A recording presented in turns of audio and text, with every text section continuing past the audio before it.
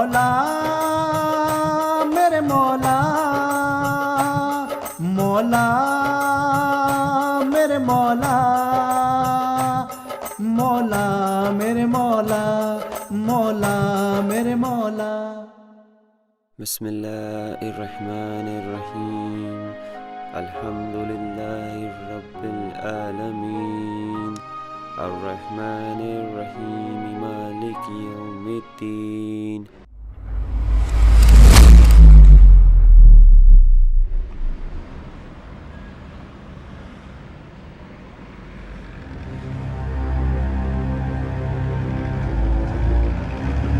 Dubai से फारूकी साहब का मेल आया है। 4 बच्चे जो हमने भेजे थे वो लाहौर पहुंच गए हैं। बहुत अच्छा। इकबाल के अंदर भी बदले की आग भड़क रही है। उसे भी ट्रेनिंग के लिए भेज देना चाहिए। इसकी कोई जरूरत नहीं। इकबाल के अंदर जिहाद का जुनून पहले से मौजूद है। सन 1947 में देश का बंटवारा करके मुसलमानों को पाकिस्तान दे दिया गया।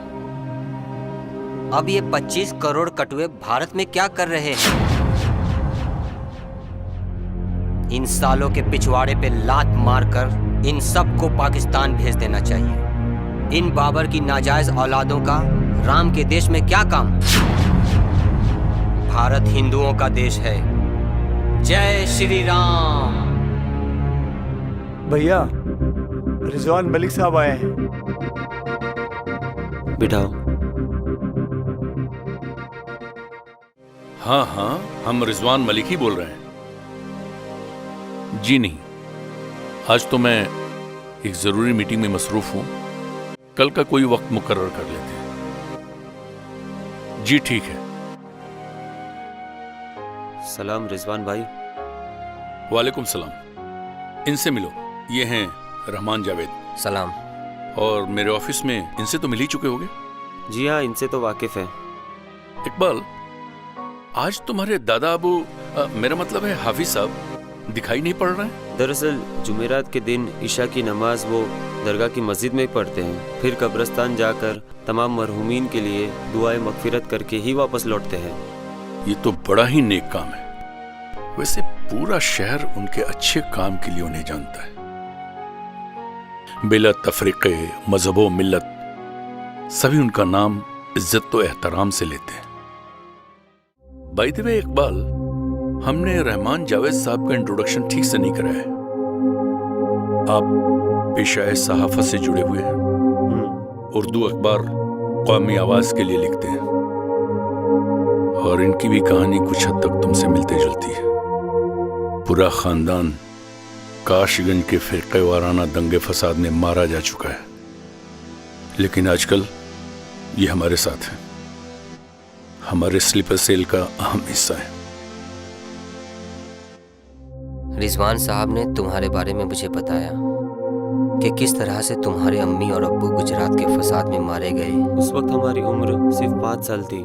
जब अम्मी अब्बू को कब्रिस्तान में दफन किया जा रहा था, उस वक्त हमें कुछ समझ ही नहीं आ रहा था कि क्या हो रहा था। पर जब बड़े हुए तो कई बार जहन में ख्याल आया कि सरहद पार जाकर लश्कर में शामिल हो जाऊं और मुजाहिद बन के अम्मी अब्बू के कत्ल का बदला इन काफिरों से लूं। हम सब का एक ही मकसद है, इन काफिरों का खात्मा। बाय द वे, रिजवान भाई ने तुम्हें कुछ वीडियो लिंक भेजा है, देखा या नहीं? देखा है। इस्लाम और मुसलमानों के खिलाफ इन लोगों में कितना जहर भरा हुआ है, लेकिन मुश्किल ये है कि हम सिर्फ 25 करोड़ हैं। हम इनका मुकाबला नहीं कर सकते। ऐसा नहीं है इकबाल, इसमें कोई शक नहीं है कि हम उनका आमने सामने मुकाबला नहीं कर सकते, लेकिन उनके खिलाफ हमारे स्लीपर सेल के जरिए जिहाद तो छेड़ ही सकते हैं। और हमारी इस लड़ाई में तो पाकिस्तान हमारे साथ है, और हमें ये कभी नहीं भूलना चाहिए कि रब्बे कायनात ने मुसलमानों को शहादत के जज्बे से सरफराज किया है। अगर हर मुसलमान ये ठान ले कि कम से कम 10 दुश्मनों को वासले जहन्नम करने के बाद मरेगा, तो 100 करोड़ की आबादी तो यूं ही फना हो जाएगी। और हमें हमेशा याद रखना चाहिए कि हमारे चंद मुजाहिदीन ने न्यूयॉर्क के ट्विन टावर पर हमला करके दुनिया के सबसे बड़े दहशतगर्द अमेरिका को हिला के रख दिया था।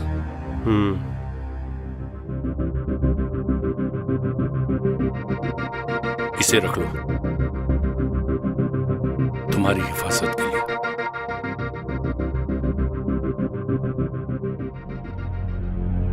आगे कभी भी इसकी जरूरत पड़ सकती है।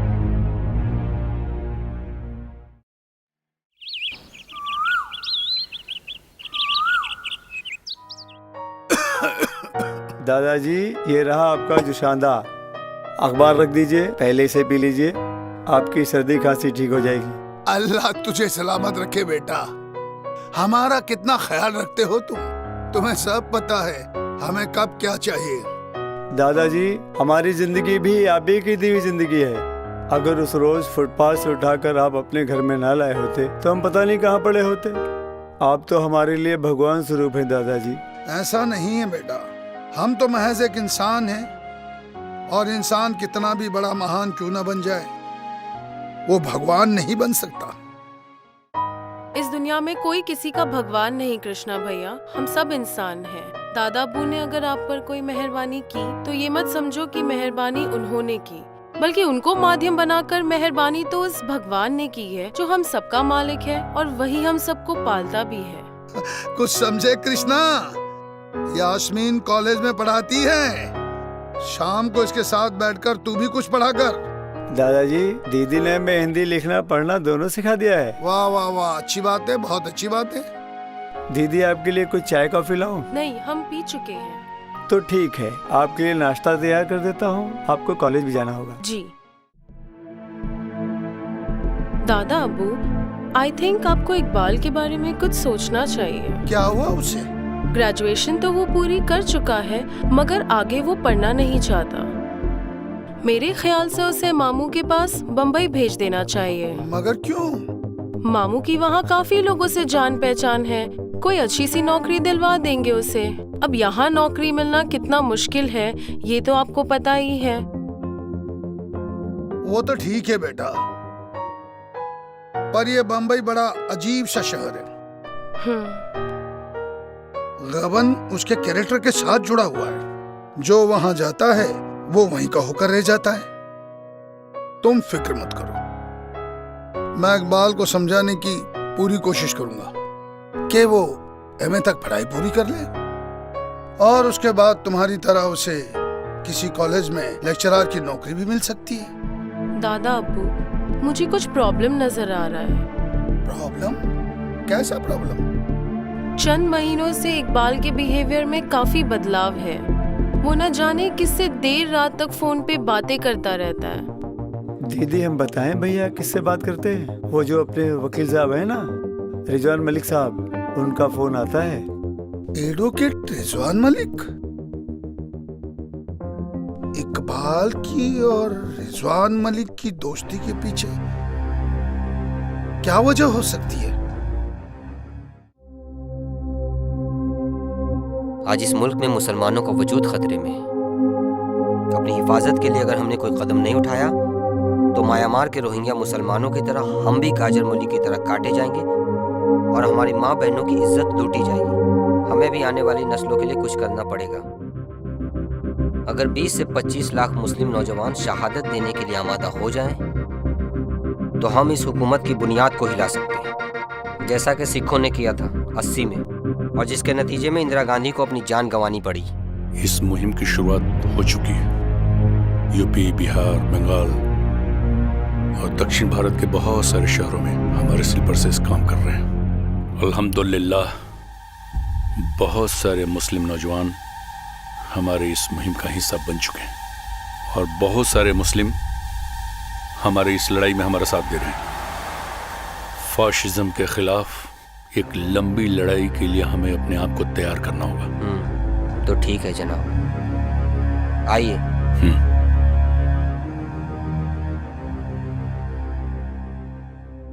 जुल्म हमारे साथ नहीं, जुल्म तो दलितों के साथ भी हो रहा है। उनको भी अपने इस लड़ाई में शामिल करना चाहिए। इन पर भरोसा नहीं किया जा सकता क्योंकि ये भी बुत प्रस्त हैं। कुछ मुस्लिम लीडर्स जाफरानी पार्टी की गोद में बैठे हुए हैं, उन्हें भी जहन्नम पहुंचाना पड़ेगा। जिस तरह जाफरानी पार्टी ने हिंदुओं के दिलों में मुसलमानों के खिलाफ जो जहर भर दिया है, बिल्कुल उसी तरह हमें भी मुस्लिम नौजवानों के अंदर नफरत की एक आग भरनी पड़ेगी।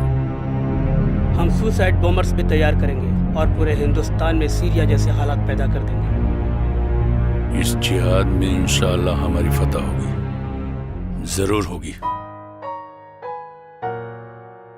सलाम हाजी साहब। वालेकुम सलाम, बैठिए। जी शुक्रिया। आलिया, सलाम करो। सलाम हाजी दादा। जीती रहो, खुश रहो बेटा। और सुनाओ ताहिरा, तुम्हारे शौहर कैसे हैं? अल्लाह की मेहरबानी से अच्छे हैं। आपको सलाम कहा है। 2 दिन से आलिया की तबीयत नहीं ठीक है, दवा चल रही है लेकिन बुखार नहीं जा रहा है, तो आपके पास दुआ कराने आई हूँ। यहाँ हूँ बेटा। आज स्कूल गई थी? हाँ गई थी। अच्छा ये बताओ बेटा कि तुम्हें भूख कैसे लगती है? ज्यादा नहीं लगती। कृष्णा। जी दादाजी। पानी की बोतल लाओ। जी दादाजी।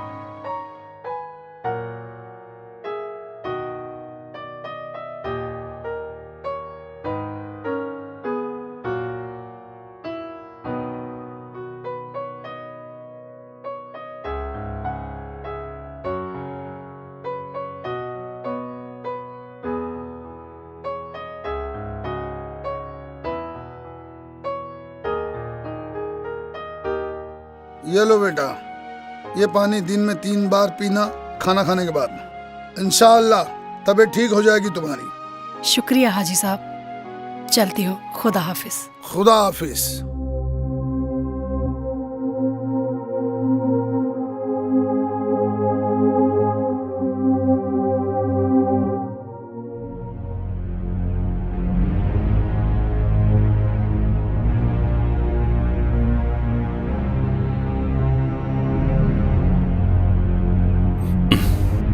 सलाम रिजवान भाई। वालेकुम सलाम। एक और किताब लाया हूं तुम्हारे लिए।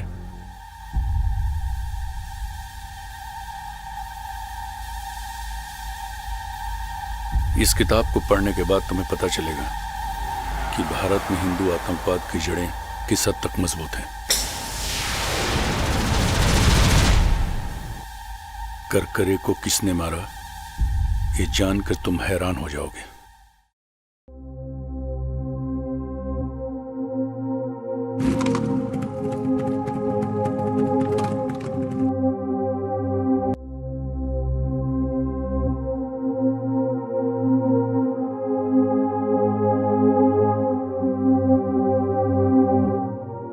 इकबाल।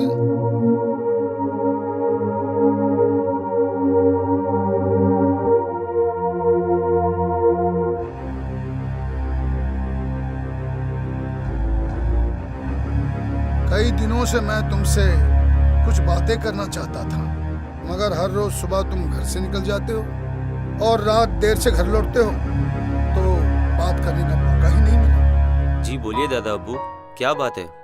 देखो, अल्लाह के फजल से तुमने ग्रेजुएशन तो कर ही लिया है, मगर यास्मीन कह रही थी कि तुम आगे और पढ़ना नहीं चाहते। देखो भाई, मेरा तो मशवरा है कि तुम पोस्ट ग्रेजुएशन कर ही लो। इससे क्या हो जाएगा दादा अब्बू? लगता है आपने कल का अखबार नहीं पढ़ा। सैकड़ों एमए और एमबीए किए हुए लोगों ने चपरासी की नौकरी के लिए अप्लाई किया है। बहुत से ऑटो रिक्शा और ई रिक्शा ड्राइवर आपको ऐसे मिलेंगे जिनके पास इंजीनियरिंग की डिग्री होगी। सच्चाई को समझने की कोशिश कीजिए दादा अब्बू। मुल्क एक जहरीली हवा की गिरफ्त में आ चुका है। हमारी कौम के लिए यहाँ कुछ नहीं रखा है। देखो बेटा, अच्छे बुरे हालात का सामना तो हर मुल्क करता है। माना कि आज सब कुछ ठीक नहीं है, लेकिन कल हालात जरूर बदलेंगे। कुछ नहीं बदलेगा दादा अब्बू, कुछ नहीं बदलेगा, बल्कि हालात और खराब होंगे। India is no longer a secular country. Communalism is on the rise. जुमा के दिन जब घर से निकलते हैं ना नमाज पढ़ने के लिए, तो डर लगता है, पता नहीं कहां से 10-12 लोग का हुजूम आ जाए और कनपट्टी पर गन रखकर बोले, बोल जय श्री राम। लव जिहाद और गौ रक्षक के नाम पे सैकड़ों लोग मारे जा चुके हैं। अच्छा होता कि आपके अब्बू यानी हमारे परदादा बंटवारे के वक्त पाकिस्तान चले जाते और हम वहीं पैदा होते। कम से कम हमें वहाँ ये हक तो होता कि हम छाती ठोक कर बोलते कि ये मुल्क हमारा है। आसाम के बाद अब पूरे मुल्क में एनआरसी लागू करने की बात कही जा रही है और आपको समझाने की ये जरूरत नहीं दादा अब्बू कि एनआरसी के जरिए ये लोग हम मुसलमानों के साथ क्या खतरनाक खेल खेलने जा रहे हैं। ये क्या बहकी बहकी बातें कर रहे हो? It seems somebody has poisoned your mind.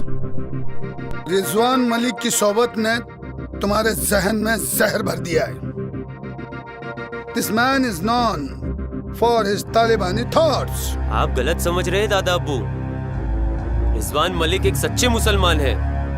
देखो बेटा, कौन सच्चा और कौन मौका परस्त मुसलमान है ये हम तुमसे बेहतर जानते हैं। इस्लाम मजहब की तरह हिंदू मजहब भी अमन व अमान का मजहब है। हमने रामायण, भागवत गीता, वेद पुराण ये सारी किताबें पढ़ी है। कोई भी किताब नफरत या खून खराबे का पैगाम नहीं देती। कुछ मुट्ठीभर लोग हैं जो अपनी सियासी दुकान चलाने के लिए धर्म मजहब के नाम पर दंगे करते रहते हैं। तुम रिजवान मलिक से मिलना जुलना तर्क कर दो और अपने मुस्तकबिल पर ध्यान दो। हम दुआ करेंगे कि अल्लाह ताला तुम्हारे कल्बो ज़हन से मनफी फिक्र को निकाल दे।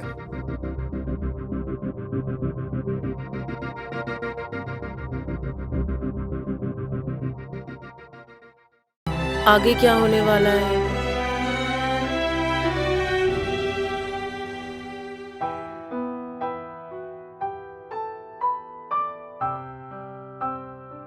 इकबाल, हम जानते हैं तुम्हारे दिल में हिंदुओं के खिलाफ इतना जहर क्यों भरा हुआ है। शायद तुम ये भूल नहीं पाए कि अम्मी और अब्बू को जिन्होंने मारा था वो हिंदू थे। मगर एक हकीकत ये भी है कि गुजरात दंगों के दौरान जिस शख्स ने अपनी जान पर खेलकर दादा अब्बू और हम दोनों की जान बचाई थी वो भी एक हिंदू थे। वो अब्बू के दोस्त रमाकांत पांड्या थे जो हमें अपनी कार में यहाँ तक छोड़ने आए थे। I think you need to come out of the painful and disturbing shadows of the past. वक्त इंसान को बहुत सारे जख्म देता है इकबाल, लेकिन उन जख्मों का इलाज भी वक्त ही करता है। हम और दादा अबू इस हादसे को एहसास के कब्रिस्तान में दफन कर चुके हैं। तुम भी भूलने की कोशिश करो।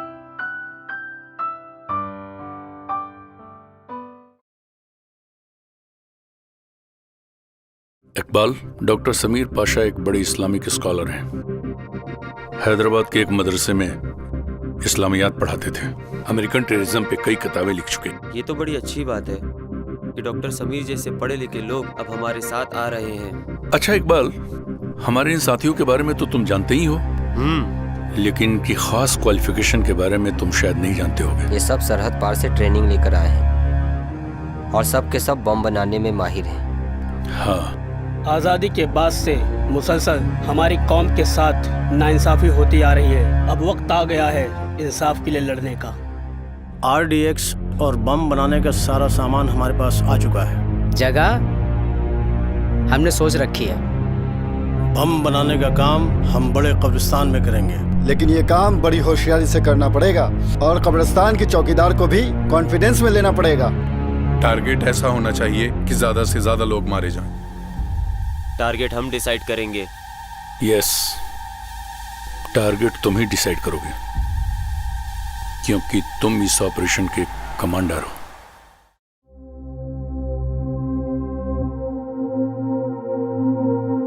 दादाजी, आज मैं भैया का कमरा साफ कर रहा था तो उसमें से ये मिला।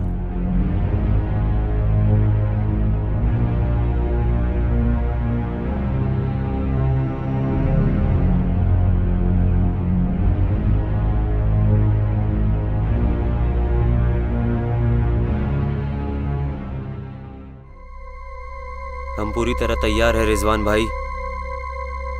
ग्रुप के सभी मेंबर्स फोन पर हमारे टच में हैं। टारगेट शिव मंदिर है। कल महाशिवरात्रि है। हजारों लोग दर्शन के लिए आएंगे।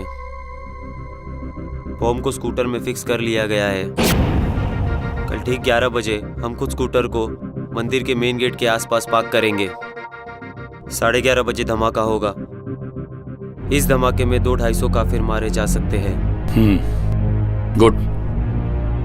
धमाके के फौरन बाद तुम्हारे नेपाल जाने का बंदोबस्त कर दिया गया है। खुदा हाफिज। खुदा हाफिज।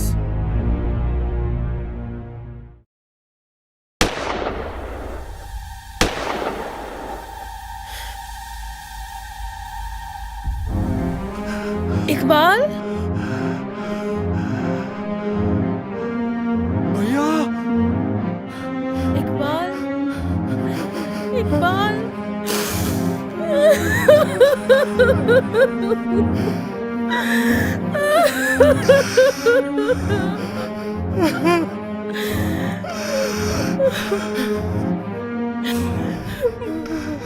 दादा अबू, ये क्यों?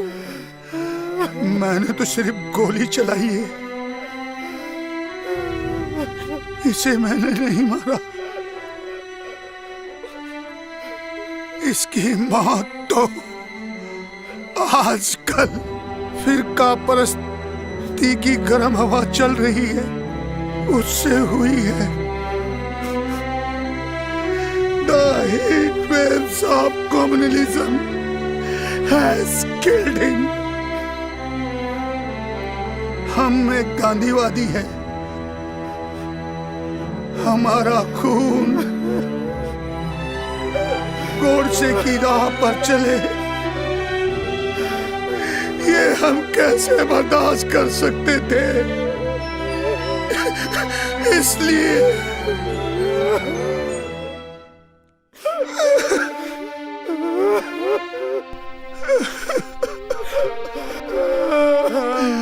शिव मंदिर के बाहर जो 200-250 लोग मारे जाने वाले थे, उनकी जान तो बच गई, पर इकबाल की मौत कोई सलूशन नहीं। ऐसे हजारों मुस्लिम नौजवान मुल्क में होंगे जिन्हें रिजवान जैसे गद्दारों ने गलत राह पर डाल दिया होगा। सरकार को ढूंढना होगा इन मसलों का हल, वरना हिंदुस्तान सिविल वार का शिकार हो सकता है और पाकिस्तान अपने मंसूबों में कामयाब हो सकता है।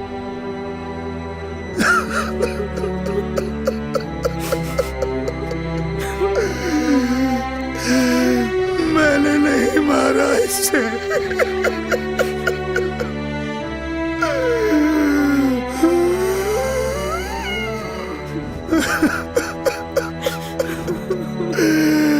मैंने नहीं मारा इसे।